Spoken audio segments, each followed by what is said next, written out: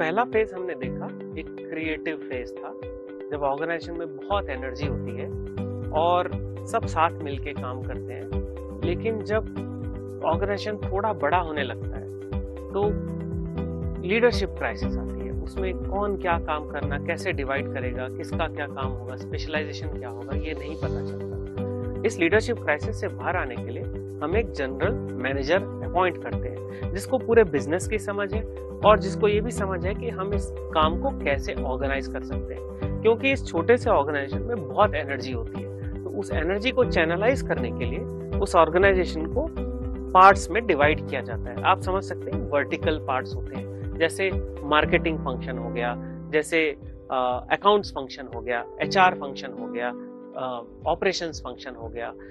इन सब फंक्शन में specialist develop होते हैं और ये फंक्शनल ऑर्गेनाइजेशन स्ट्रक्चर बनता है। उस वर्टिकल के अंदर लोग स्पेशलिस्ट बनते जाते हैं और ज्यादा अच्छा काम करते हैं और ज्यादा स्पेसिफिक होते जाते हैं और धीरे धीरे हमारा ऑर्गेनाइजेशन बड़ा होने लगता है। इस फेज में जो मैनेजमेंट है, जो टॉप मैनेजमेंट है, अब वो क्या करती है, हर जगह cost control, accounting, budgeting, work standards, ये सब लाएगी। जैसे मार्केटिंग फंक्शन को कितना बजट एलोकेट करना है, कितना कैपिटल हम टोटल लाएंगे और उसका कैसे अकाउंटिंग होगा, कितने हम इनकमिंग कॉस्ट ऑफ गुड्स है, इनकमिंग हमारा रॉ मटेरियल है, उसको प्रोसेस करने में कितना पैसा लगता है, ये सारा बजट यहाँ पे डिवाइड होगा। फिर फंक्शंस को इंसेंटिव दिए जाते हैं, बजटिंग की जाती है, इस फंक्शन के लिए इतना बजट, और हर फंक्शन का वर्क स्टैंडर्ड एस्टैब्लिश किया जाता है। अब आप देख रहे हैं कि ऑर्गेनाइजेशन एक छोटा सा, एक रूम के अंदर चलने वाला छोटा सा यूनिट से अब एक बड़ा ऑर्गेनाइजेशन जैसा लगने लगा है, जहां पे हम फंक्शंस आपस में और लोग आपस में फॉर्मल कम्युनिकेट करते हैं। एक हायरार्की भी सेट होती है, जैसे एक मैनेजर है, उसके नीचे 4 जूनियर मैनेजर, उनके नीचे 8 सुपरवाइजर, ऐसे करके एक ऑर्गेनाइजेशन सेट होती है, हायरार्की सेट होती है। और इस हायरार्की में कम्युनिकेशन का एक पैटर्न एस्टैब्लिश किया जाता है कि नीचे वाला ऊपर वाले को बताएगा, ऊपर वाला और ऊपर वाले को बताएगा, फिर वो आपस में बात करेंगे। जैसे मार्केटिंग और ऑपरेशंस आपस में बात करके डिसाइड करेंगे कि हमारा वर्क शेड्यूल कैसा होना चाहिए। अब आप ये देखेंगे कि इस ऑर्गेनाइजेशन में जो पहले जैसी आत्मीयता थी, पहले जैसा अपनापन था, वो थोड़ा कम होने लगता है, ज्यादा फॉर्मल होने लगता है। अच्छा, इस ऑर्गेनाइजेशन का मैनेजमेंट भी टॉप डाउन होता है। जो ऊपर मैनेजर होता है, जो जनरल मैनेजर था, वो डिसाइड करता है कि ये फंक्शन कैसे ऑपरेट करेगा, एचआर कैसे ऑपरेट करेगा, मार्केटिंग कैसे ऑपरेट करेगा। सो इसको हम कहते हैं डायरेक्टिव। जो डायरेक्टर होता है जैसे मूवी में, वो सबको कहेगा आप ये करो, आप ये करो, आप वो करो, उसी टाइप का ये ऑर्गेनाइजेशन है। इसको कहते हैं डायरेक्टिव टॉप डाउन मैनेजमेंट। ये है phase of growth of direction.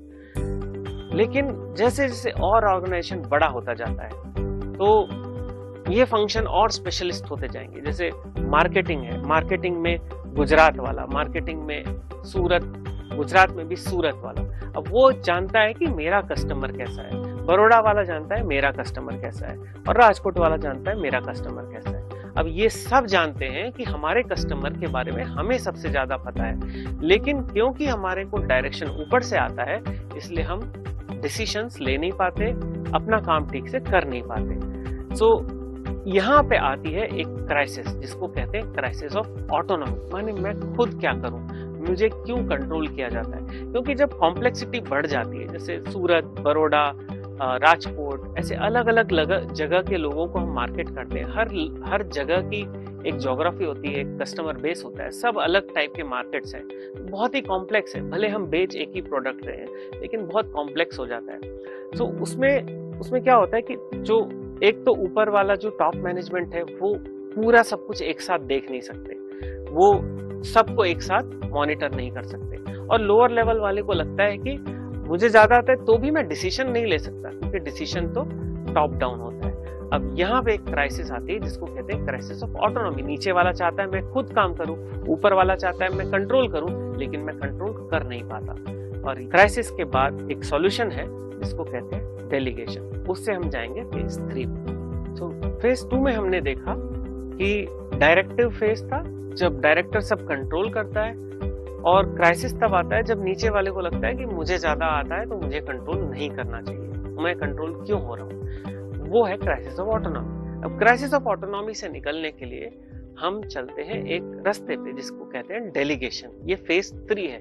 Delegation मतलब मैं अपना काम दूसरे को सौंप देता हूँ या फिर दूसरे को अपना काम करने देता हूँ। सिंपल मतलब है डेलीगेशन का, यानी दूसरों को अपना काम शांति से करने देता। इसके लिए ऑर्गेनाइजेशन का डिसेंट्रलाइज स्ट्रक्चर बन जाता है। जैसे मैंने बताया कि सूरत वाले को सूरत के बारे में ज्यादा पता, बड़ौदा वाले को बड़ौदा के बारे में और राजकोट वाले को राजकोट के बारे में। तो अब इन सब को कंट्रोल करने वाला जनरल मैनेजर था पिछले पेज। अब क्या करते हैं कि हम स्ट्रक्चर ऑर्गेनाइजेशन का ऐसा कर देते हैं कि सूरत वाला सूरत संभाले, बड़ौदा वाला बड़ौदा और राजकोट वाला राजकोट। इनको सबको आप कैसे ऑपरेशन करते हैं, आपके मार्केट की क्या रिस्पॉन्सिबिलिटी है, आपके कस्टमर की तरफ कैसे आपको अप्रोच करना है, कैसे कस्टमर को सेटिस्फाई करना है, वो सारा कुछ आप देख लो।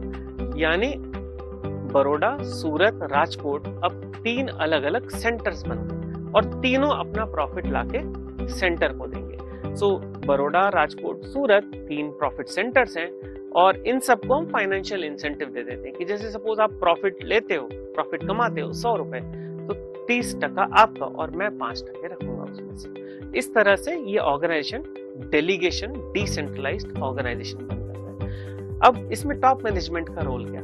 टॉप मैनेजमेंट इन ऑर्गेनाइजेशन को इंडिपेंडेंट ऑर्गेनाइजेशन जैसे फंक्शन करने देगा।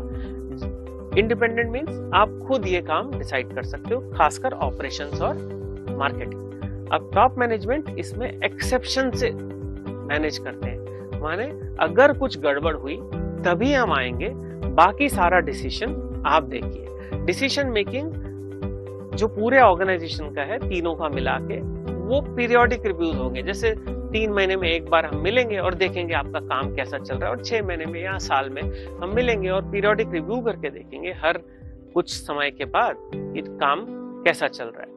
एक फॉर्मल कॉर्पोरेट कम्युनिकेशन हो जाता है।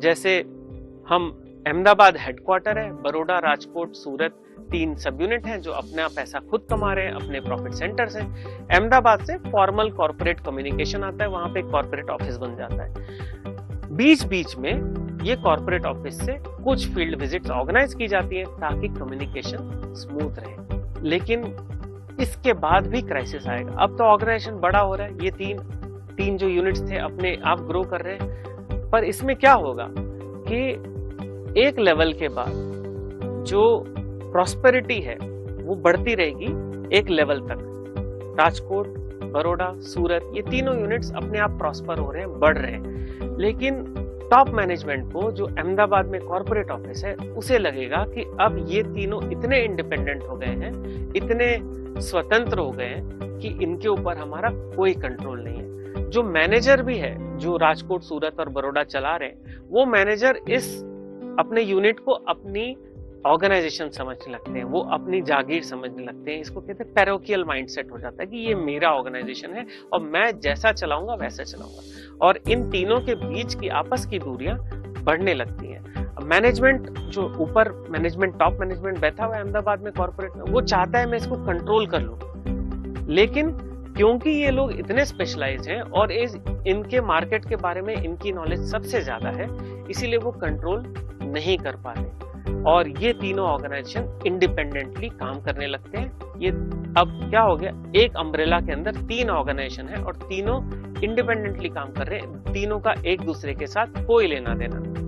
अब ये क्राइसिस से निपटने के लिए ये क्राइसिस ऑफ कंट्रोल आ गया, जिसमें टॉप मैनेजमेंट को कोई कंट्रोल नहीं रहा, ये तीनों जो सब यूनिट्स हैं बड़े हो चुके हैं। अब इसका सॉल्यूशन आएगा जब हम तीनों ऑर्गेनाइजेशन को बोलेंगे आपस में कोऑर्डिनेट करो।